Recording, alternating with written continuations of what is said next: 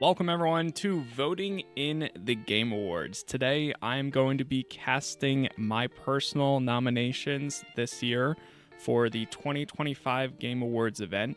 Now this is actually my first time doing this type of video, so bear with me. This is something that I think I might have done live in the past within probably the last few years, but I decided, you know what? Let's do a video on voting in this and maybe a few extra videos shortly that will be similar to this style.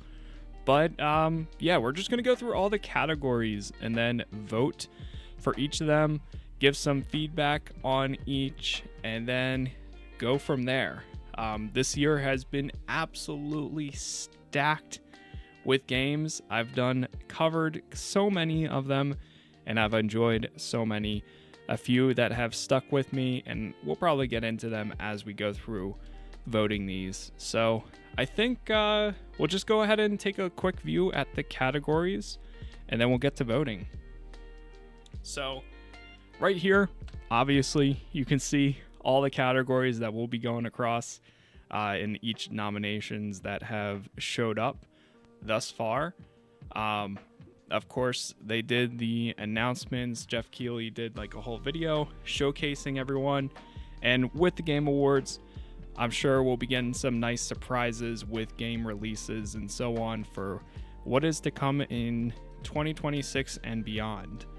So with that shown, let's go ahead and hit start voting and let's get right down to it. I love that they start with Game of the Year. It's a hot topic. It's one that everyone is going to have their personal preference. You know, when this year started, personally, Kingdom Come Deliverance 2 was without a doubt my personal game of the year. And we'll look over these. I'll go through each of these too.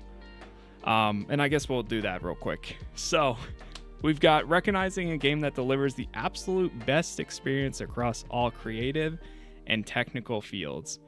You've got Clair Obscur, Expedition 33, Death Stranding 2 on the Beach, Donkey Kong Bonanza, Hades 2, Hollow Knight Silksong, and Kingdom Come Deliverance 2. So like back to what I was saying, Kingdom Come Deliverance 2, for me personally, was absolutely going to be my game of the year when the year started, until Expedition 33 released. I had a lot of fun with Kingdom Come, and I think it's nominated for a few other categories that I might select it for, but Expedition 33, similar to, I'm sure if you cover games or you watch games, in any format, you're plugged in with the conversation, you're tuned in, then you've heard of Expedition 33 so many times prior to the Game Awards, because people have it's something unique. If I was ever to put something into, if I was ever to tell somebody that video games is a form of art in itself, and it's one of my personal forms of entertainment and art, Expedition 33 is the answer to that. That is the one where you say, you go in knowing nothing and you get blown away, especially knowing the background of them, how they hired their people, how they recruited people, like everything about how this game came to be is an insane story.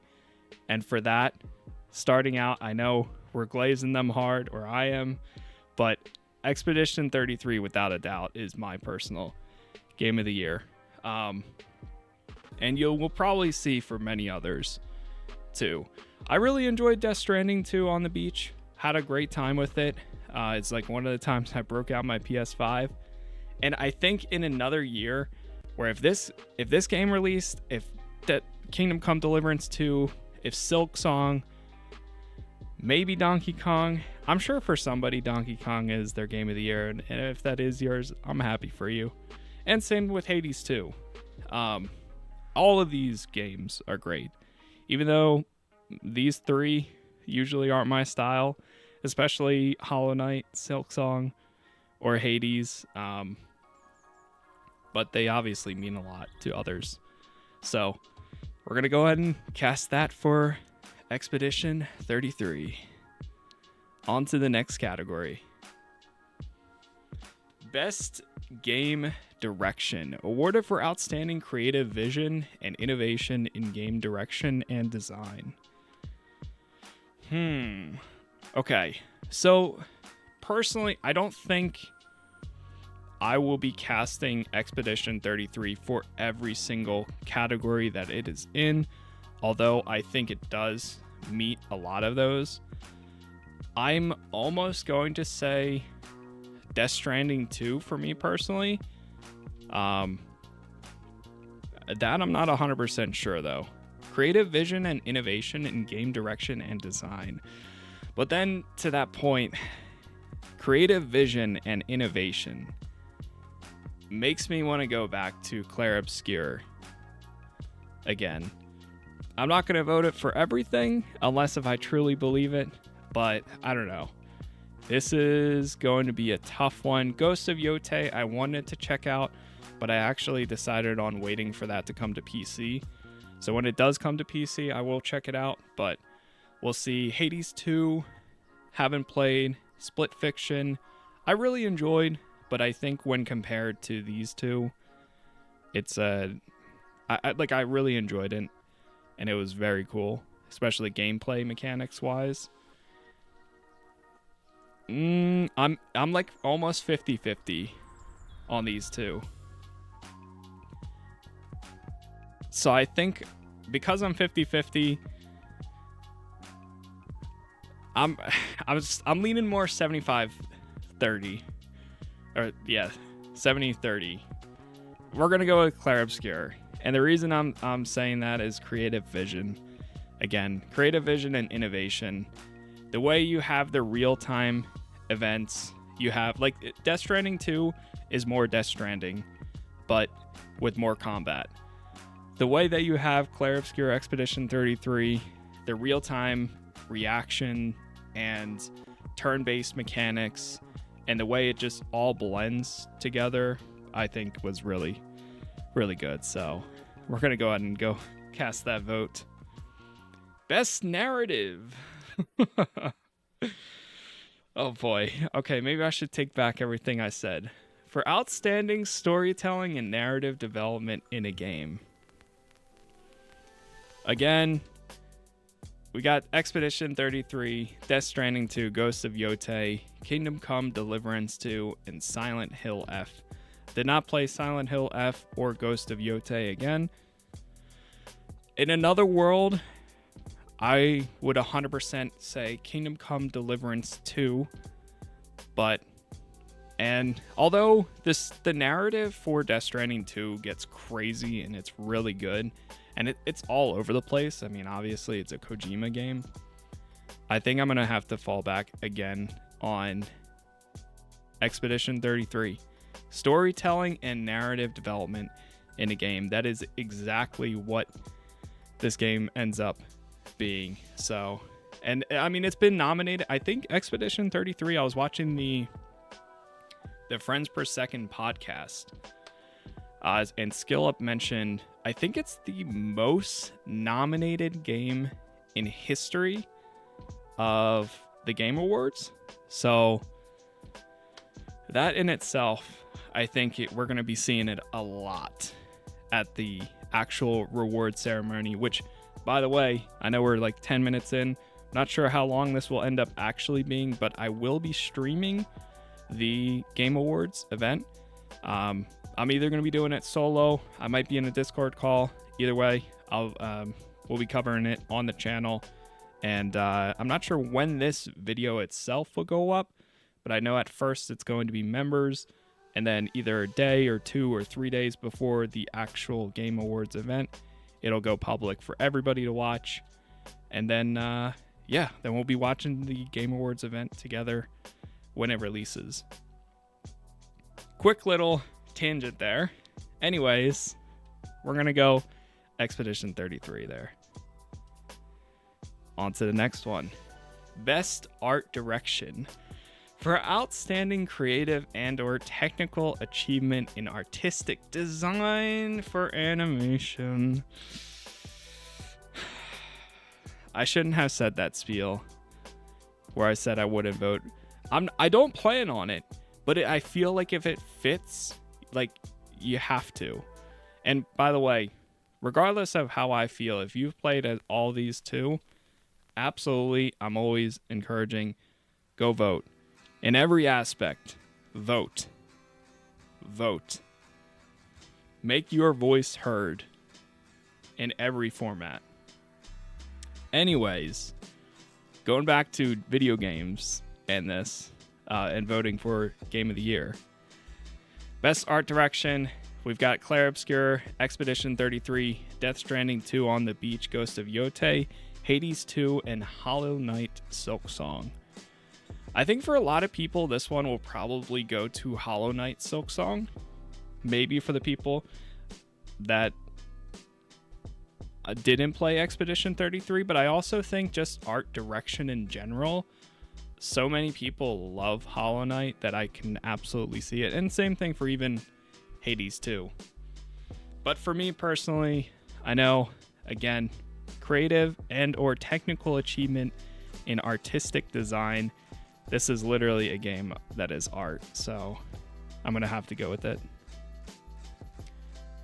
Okay, here we go. Maybe not. Ooh, well. Okay, best score and music. For outstanding music inclusive of score, original song, and or licensed soundtrack.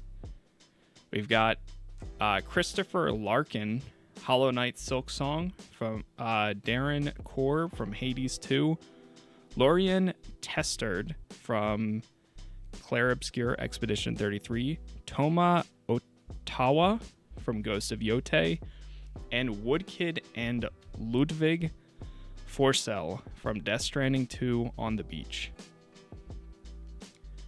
For a second there, for me personally, I was listening to a lot of Woodkid. Woodkid he was very much in the first, was he in the first Death Stranding? Now I'm drawing a blank. But, I mean, every time I play a Death Stranding game, I always add the playlist of songs to my my personal liked songs, and then I end up listening to it for the next 2 to 3 weeks. Again, I think this is another one of those scenarios, though.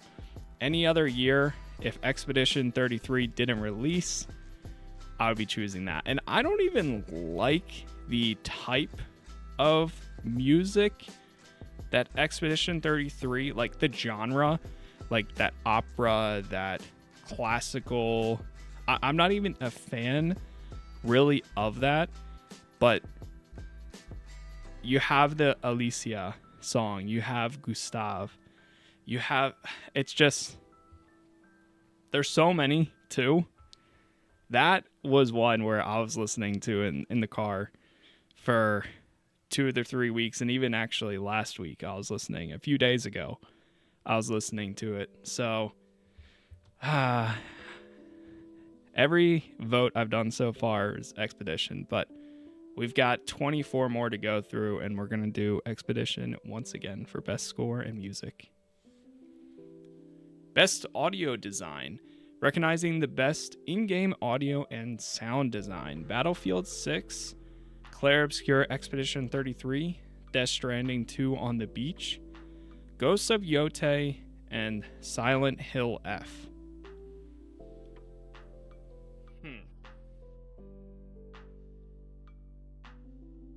Audio design. So when I think audio design, for me personally, although obviously Expedition has been my choice for everything for the first 5, I lean more towards overall sound, and I'm leaning towards Battlefield 6. Because with Battlefield 6, you have so many events happening at once, that you hear the explosions out far away. You hear the gunshots close and far. You hear the jets flying over ahead. There's so many things going on at once, and it does make you kind of like, at least for me, it makes me stop and be like, this sounds insane. Like, it sounds like you're actually in the battlefield. And I feel like that's always kind of been the case, or it has been a lot of times for Battlefield games.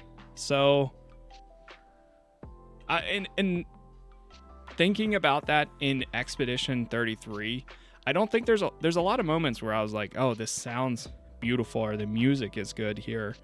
But there's not a lot of moments where I stop and say, wow, yeah, listen to that waterfall. Oh, wow, listen to that sound effect from that. I mean, the only time I really would say I felt like that was when you did get like the perfect dodge or the perfect parry. Those were very satisfying. That was very good. But I feel like every time you play Battlefield 6, you feel it. Death Stranding 2, I feel like could fall into that field, but again, it's not as, for me personally, I wouldn't see it as much as I do for Battlefield. So we're going to go Battlefield. Sometimes you got to just choose one and do it. So there we go. Best performance awarded to an individual for voice-over acting, motion, and or performance capture. We've got Ben Starr for Clair Obscur Expedition 33. Charlie Cox for Clair Obscur Expedition 33. Erika Ishii for Ghost of Yote. Jennifer English for Expedition 33. Kunatsu Kato for Silent Hill F. And Troy Baker for Indiana Jones and the Great Circle. Troy Baker did nail that indie feeling, that Harrison Ford indie. He did a really good job at that. It is interesting that for out of all the performances, 3 of them are Expedition 33. For Ghosts of Yote, again, never played it. I do like Erika Ishii, and I know a lot of her characters that she's played in the past have been some of my recognizable ones, and I actually saw her at a D&D event that she did in like New York City one time called the 20-Sided Tavern. That was pretty cool. But I can't vote for her here because I didn't play Yote yet. Personally, I'm kind of leaning. So Ben Starr plays Verso, and Jennifer English plays Mael. Between those two, I think because of Mael is there throughout the entire story, and Ben Starr, he is there, but it's more after Act 1 that he really becomes a bit. Charlie Cox, fantastic job. Absolutely love him as Daredevil, by the way. But if you've seen some of the footage that he's talked about the game in the past, he essentially got put in a studio for about 4 hours, absolutely nailed those 4 hours and killed it. But the other 2 are throughout the entire game. So we're going to go with Jennifer English for this one. Next, we've got innovation in accessibility, recognizing software and or hardware that is pushing the medium forward by adding features, technology, and content to help games be played and enjoyed by an even wider audience. Love to see it. Accessibility in games is awesome. The more people that have access to games, the better. Which one here? So we have Assassin's Creed Shadows, Atomfall, Doom the Dark Ages, EA Sports FC 26, and South of Midnight. Huh.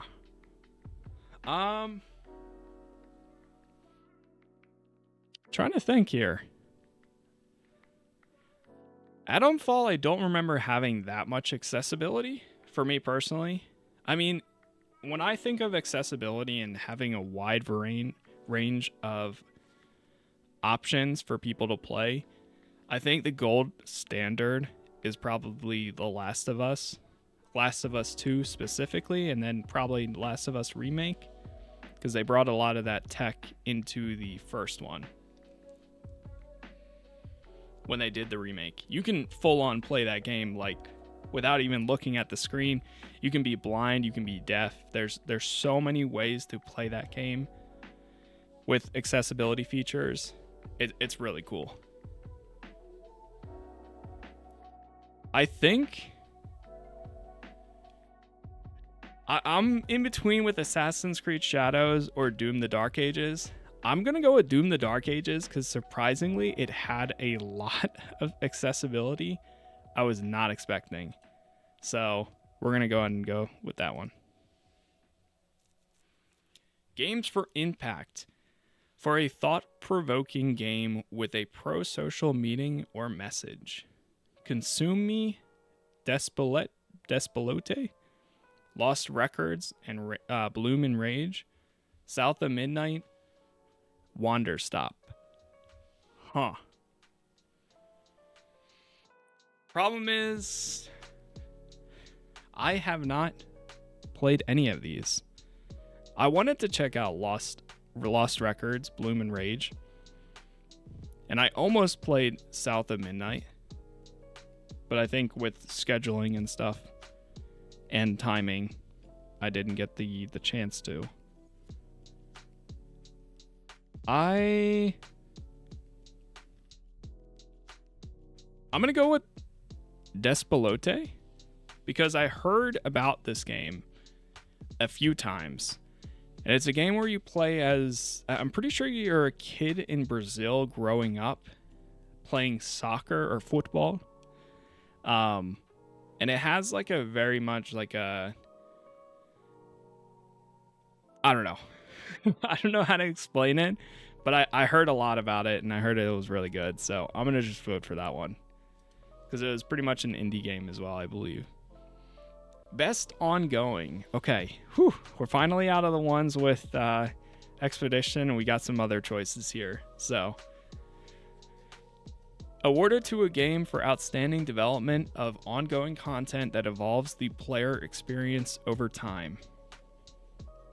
Final Fantasy XIV, Fortnite, Helldivers 2, Marvel Rivals, and No Man's Sky.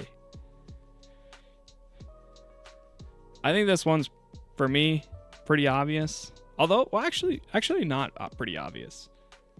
I think it's obvious overall, for personally, but I'm going to have to go with No Man's Sky. The way that game is still putting out free content, free updates, the latest one where you have ship customization, you can jump out of it, you can skydive. Like, there's been so many updates to No Man's Sky where I'm like, oh dude, I need to go back. And then I don't have the time and I can't. And then every single time there's another update where I'm like, I need to go back. Right now I am really fiending to do a new playthrough of No Man's Sky, and I'm hoping to either at the end of this year, so maybe shortly after the Game Awards, or if there's time, like early October, November, early January, maybe. I feel like a space game like that is always really fitting for, like, I don't know why, but like winter. I think winter and space for me like just go together for some reason. So anyways, I'm gonna vote No Man's Sky. Best community support. Recognizing a game for outstanding community support, transparency, responsiveness, inclusive of social media activity, and game updates/patches. We've got Baldur's Gate 3, Final Fantasy 14, Fortnite, Helldivers 2, and No Man's Sky. Any other year, I think I would have said, well, probably it'd be more like last year. I would have said Baldur's Gate 3. I know that they've stopped a lot of their patches. It's still getting updates, but I think now it's more of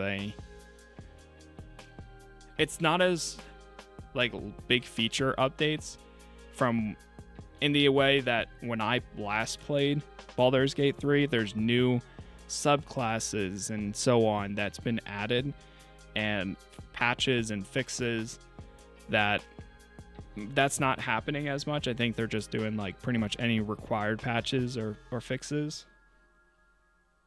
So that, I don't know, Helldivers 2, personally, I'm not on the side of like the social media activity where I see all the updates. There was that Halo ODST one that hit, and that was really popular, but that was kind of it. I think this is another No Man's Sky. Yep. I think that's the one. All right, let's see what we got for the next one. Best independent game. We are at 11 out of 29. We might start going through these a little bit faster. We'll see. For outstanding creative and technical achievement in a game made outside the traditional publisher system. So you have Absolum, Ball X Pit, Blueprints, Clair Obscure Expedition 33, Hades 2, and Hollow Knight Silksong.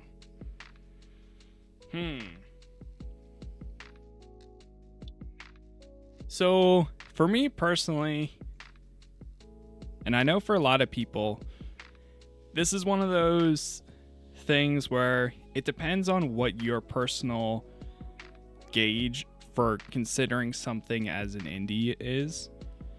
A lot of people, since Kepler Interactive is a part of Expedition 33, do not consider it an indie, and I understand that. I kind of think I would agree with that too. I think with the team, the size of them, like there was literally 33 of them at one point. They did do contracting and they got the Kepler Interactive publishing support. But you could also say the same thing for Devolver Digital. They are a publishing company for Ball X Pit. So this is very much, I can see a lot of sides. I almost want to say Blueprints, but I'm not sure how large Raw Fury is. I think out of this one, I actually would probably go with Hollow Knight Silksong, because Team Cherry has been doing their own thing for who knows how long, and then they're like, oh yeah, by the way, the game's out in like 2 weeks or whatever.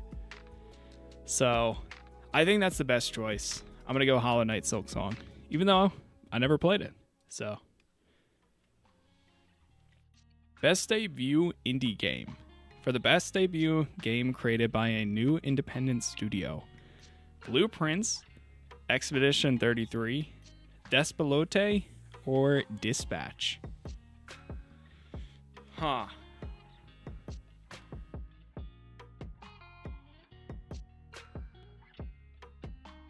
So I know there was initially another game. Oh yeah, it was Megamonk, because that was solo dev, but they had previous experience, I believe, and I think they've secured a publisher with that too. So it eventually did get, like, they didn't consider themselves indie anymore, and they actually pulled out from this. I'm just gonna say screw it and go for Dispatch, ad hoc studio, with them doing their own thing.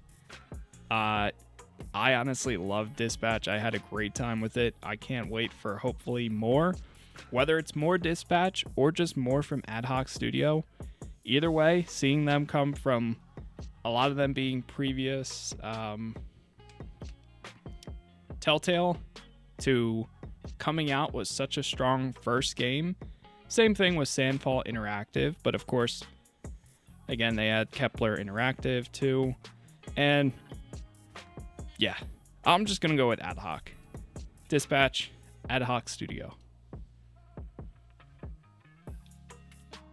Best mobile game. For the best game playable on a mobile device: Destiny Rising, Persona 5 The Phantom X, Sonic Rumble, Umamuse, Pretty Derby, and Wuthering Waves. I think I know what's going to win this. The Umamusume? I forget how you say it. That game's going to win this, regardless of what I choose.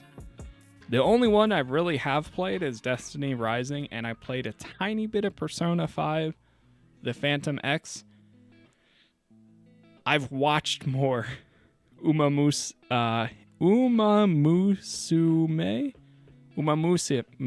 Pretty Derby from streamers that were playing it at the time, whether it was Sub Sunday or just playing it for the hell of it, than I did play for Destiny Rising or Persona 5. So, screw it. We're going to vote for the Pretty Derby. Which, by the way, if you didn't know, that's the Horse Girl game. It's a bunch of girls that are horses that are running around a track, and you like level them up and everything. It's crazy. Anyways, next category, Best VR/AR. For the best game experience playable in virtual or augmented reality, irrespective of platform. We have Alien Rogue Incursion, Arcan Age, Ghost Town, Marvel's Deadpool VR, and The Midnight Walk. I have a feeling The Midnight Walk might win this, potentially, because that game artistically looked really cool, but I think you could also play it on desktop too, if I remember correctly. Alien Rogue Incursion, the thing is, I never played any of these, so I'm just going to cast a vote and just let it be.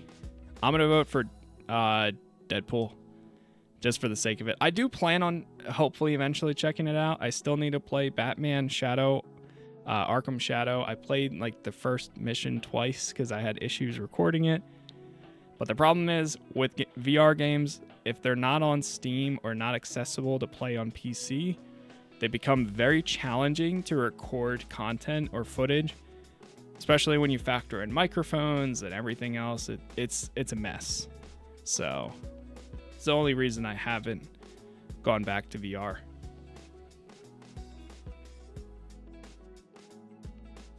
Best action game.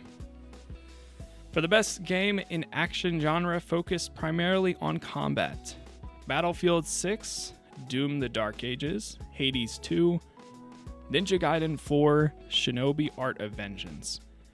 I'm a little bummed I didn't get to check out Ninja Gaiden 4, but I didn't get a key for it personally, and there was some other stuff out the time where I wanted to check out, and whenever I kind of pass a certain amount of time for a game releasing, it kind of becomes an afterthought, and Ninja Gaiden 4 kind of fell into that. I also thought it was initially going to have a lot more hype about it, but it kind of just got announced, and then that was it. And then it came out, and then that was it. So, best action game, for me personally, it'd go between Doom and Battlefield 6.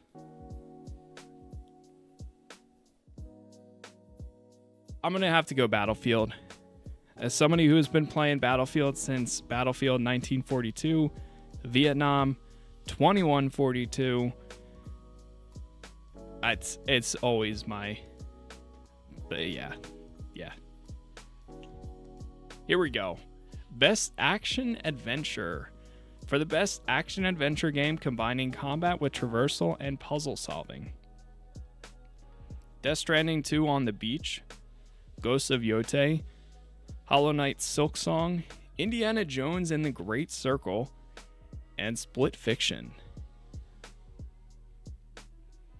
Indiana Jones and the Great Circle is nice to see here, And I saw they mentioned this also on the Friends Per Second podcast, which if you don't watch them, it's one of my personal favorites. That and Dropped Frames are my two go-tos for video game podcasts. But Indiana Jones actually came out last year, but it was after the Game Awards. It just recently, I think, within the last month or two, came to PS5, but it's cool to see that here because it just missed any nominations, but it was a very good action game.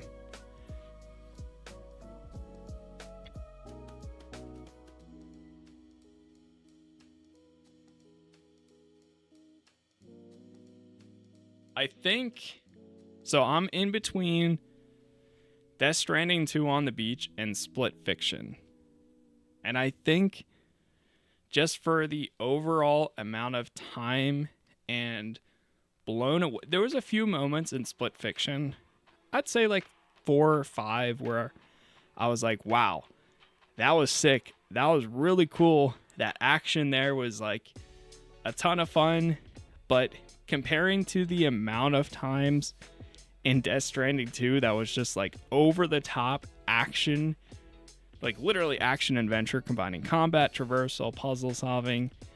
There's one specific moment I think of in Split Fiction towards like the last hour or two that was really cool. But for Death Stranding, there's like multiple. So for me, Death Stranding 2 on the beach. Best RPG. Okay, this is going to be interesting, I think. For the best game designed with rich multi. Okay. For the best game designed with rich player character customization, progression, including massively multiplayer experiences. We've got Avowed, Clair Obscur Expedition 33, Kingdom Come Deliverance 2, Monster Hunter Wilds, interesting, seeing that here, and The Outer Worlds 2. So, I'm not voting for Expedition 33. And the reason being, for me, when I think of an RPG, it is an RPG at the end of the day, at its very base, is a role-playing game. An RPG that can fit for a lot of games. Games where you are put into a character and you are playing as, you could say, I think you could say that Uncharted is a role-playing game. You could say that, I'm drawing a blank on there's tons of games. There's anything where you're role-playing as a character is a role-playing game. Now, what's important for me personally is the character customization, progression, and just being able to make different choices, having consequences of those choices, being able to choose one thing over the other, joining factions, affecting an in-game's politics on how things are, how they progress with the town and so on.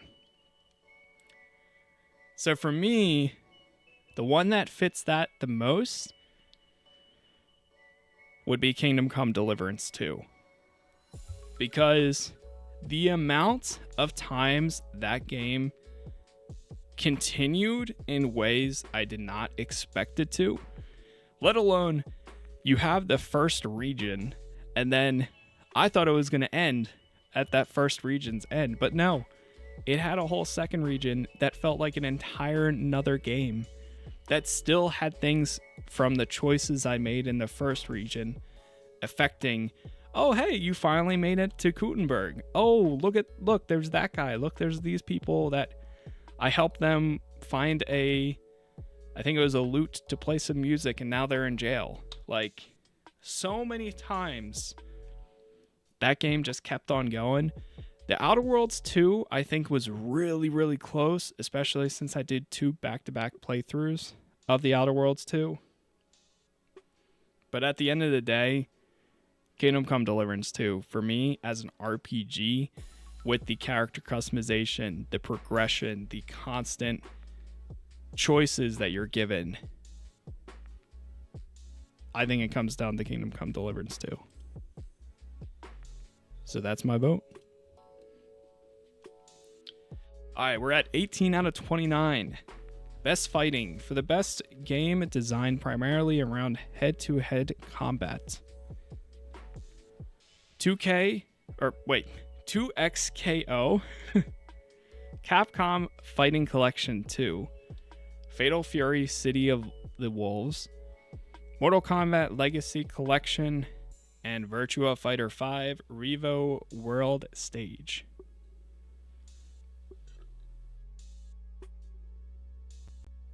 This one doesn't take a lot of thinking for me because I'm not really into fighting games that much. So I'm just going to go with Mortal Kombat Legacy Collection. It was either going to be that or the Capcom one. Best Family. For the best game appropriate for family play irrespective of genre or platform. Donkey Kong Bonanza, Lego Party, Lego Voyagers, Mario Kart World, Sonic Racing Cross Worlds, and Split Fiction.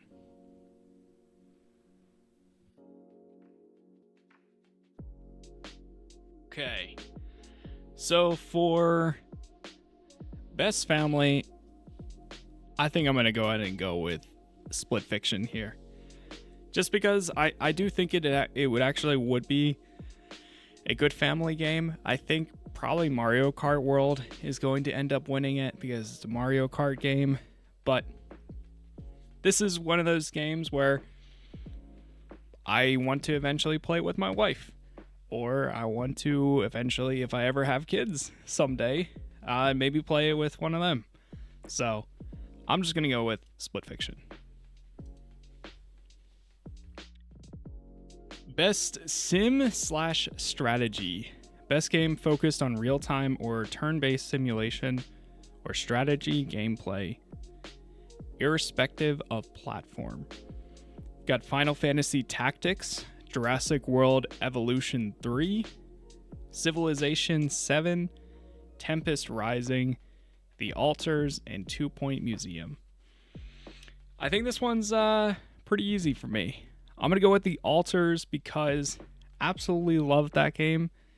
I don't know if it's...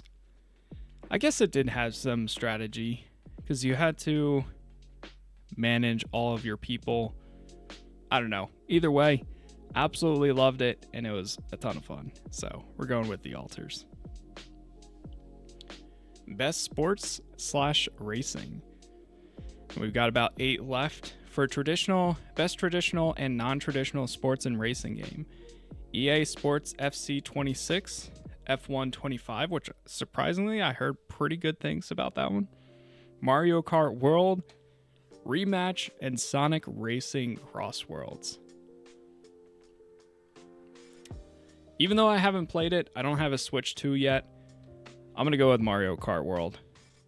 Because obviously, it's a racing game. So, next year, hey, I'm looking forward to Forza Horizon 6, which is coming out pretty early next year. And I think that one, it's going to be set in Japan. So we'll see about that one next year. But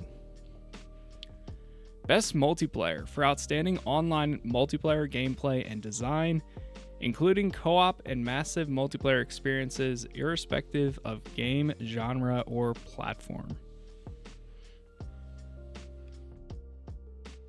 We have Arc Raiders, Battlefield 6, Elden Ring Night Rain, Peak, and Split Fiction. I think... this is going to be interesting. Including co-op.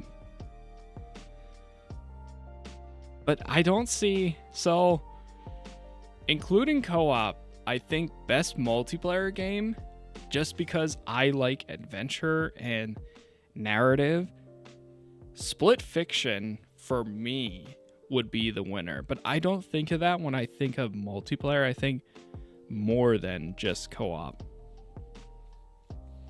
I almost feel like Peak might win because Peak was at the top of the leaderboards for a while. It was just destroying. But then Arc Raiders came out, and then that game has been like, that's the modern day Helldivers, essentially.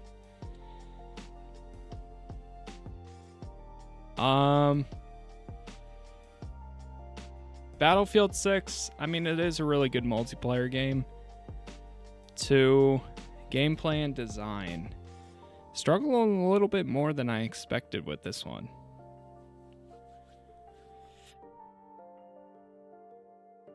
I'm gonna go with Battlefield 6. And that's honestly because I love Conquest. So it's like the only type of multiplayer that I typically do. Ooh, okay. Best adaptation, recognizing outstanding creative work that faithfully and authentically adapts a video game to another entertainment medium. A Minecraft movie, Devil May Cry, Splinter Cell Deathwatch, The Last of Us Season 2, and Until Dawn. For me personally, Last of Us Season 2 and Until Dawn, well, Until Dawn I never played, but Last of Us Season 2 is not even, if this was worst adaptation, I think Last of Us 2. And this isn't me as like a complainer, like I thought Season 1 was awesome and really good. Season 2 was completely different than the game, and I'm okay with them making changes and taking stuff, but to the fact that we don't need to get into it. Just Ellie from the show and Ellie from the game are two completely different people. Other characters, I don't mind, but Ellie herself, I don't even know how they're doing in Season 3 because of how much it's going to change. So, Devil May Cry, the show, was actually really cool. I enjoyed it, even though I'm not like a Devil May Cry fan. To that large of one, I would say. I enjoy the games, but like I'm not too crazy. I think this is an easy pick though. Splinter Cell Deathwatch. It's been way cooler than I expected it to be, and I haven't finished it yet. Still, I only have like 4 episodes left. I think I'm like halfway through, but I've heard very, very good things about the last few episodes, and I love Splinter Cell, so I'm going with that. Most anticipated game. Recognizing an announced game that has demonstrably illustrated potential to push the gaming medium forward.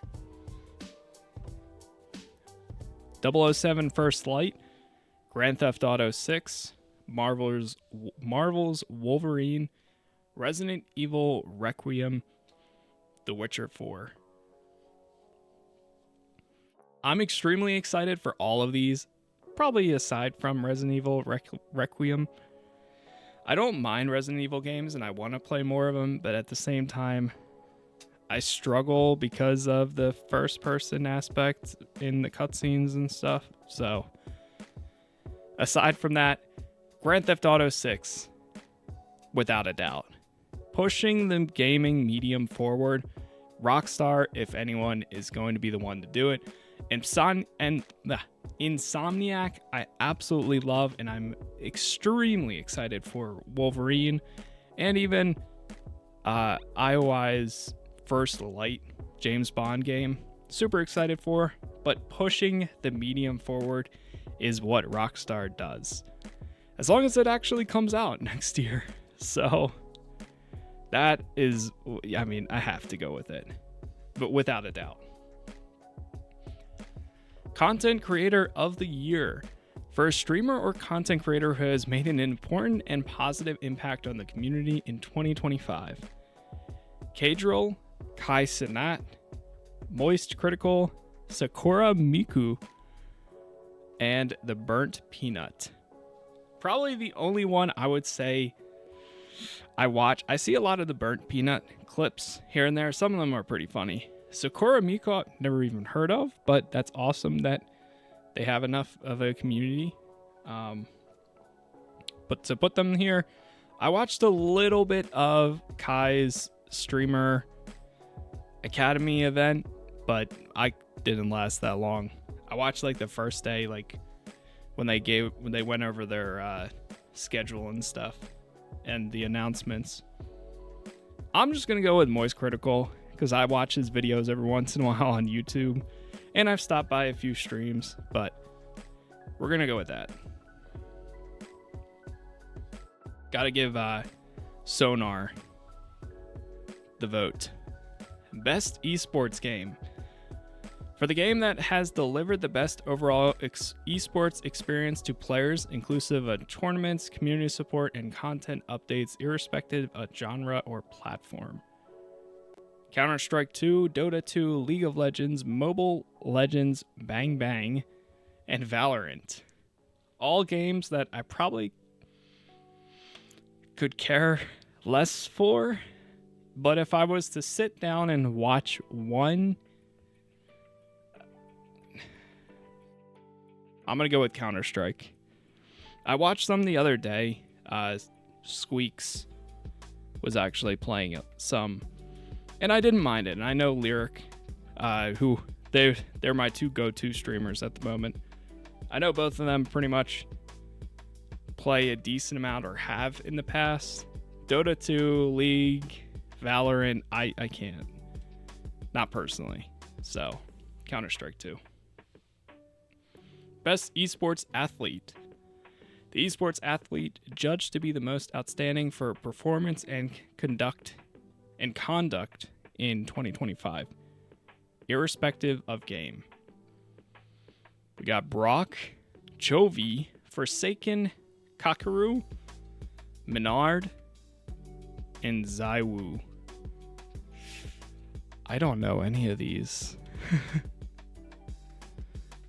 I am gonna go with Menard. Best esports team. Recognizing a specific esports team, not the full organization, judged the most outstanding for performance and conduct in 2025. Gang G, NRG, Team Falcons, Team Liquid, Team Vitality. Team Vitality, just because it's Counter-Strike 2 again. Player's voice. 3 rounds, 3 chances to vote. So we have, okay, so December 1st, 4th, and 3rd, you will be able to vote for the player's choice. And that's the one where they will announce it on the show. I have a feeling it's going to end up being Arc Raiders. Last year it was Black Myth Wukong. We'll just leave it at that. But yeah, not too bad. We voted for every single category. Regardless, like, again, I would say if you haven't already, go and vote. If it's still open by the time this is up, go vote. Otherwise, vote next year. Make your voice heard on the games that you love, whether they are big or small. Talk about the games. Talk to friends, family, whoever it is in our Discord, which we have notifications and roles for live streams and videos like this. Anything at all. This is all about a celebration of all of the amazing games that we got this year. And of course, looking forward to new ones. This year has been stacked with tons and tons of them. I would have loved to see some sort of Tainted Grail nomination here. I would have loved to see a Rue Valley nomination. So many games that you'll never see at a Game Award, but provide amazing experiences. So don't let it be, if there's something you think that I voted for didn't deserve it, and you think another one deserved it, or something that wasn't even nominated deserved it, that is completely valid. So this is all, at the end of the day, just for the fun of it. Because, I mean, hey, if you made it 54 minutes and 25 seconds into this video, now 25, it's probably because you like games, and so do I. And that's all I aim to do here is share them with others. So thank you for being here. Thank you for watching. I have another plan to put out a video, if it's not already up by now, for the Streamer Awards. and the Steam Awards. So if you want to check that one out, feel free. It's on my channel page. But that is going to be it for me. Make sure you stop by when we are watching the actual Game Awards live stream. The night that goes live, I'll probably have it scheduled soon after this video goes public. So yeah, that's going to be it for me. Thank you for being here. Thank you for watching. And hopefully I will see you in the next one.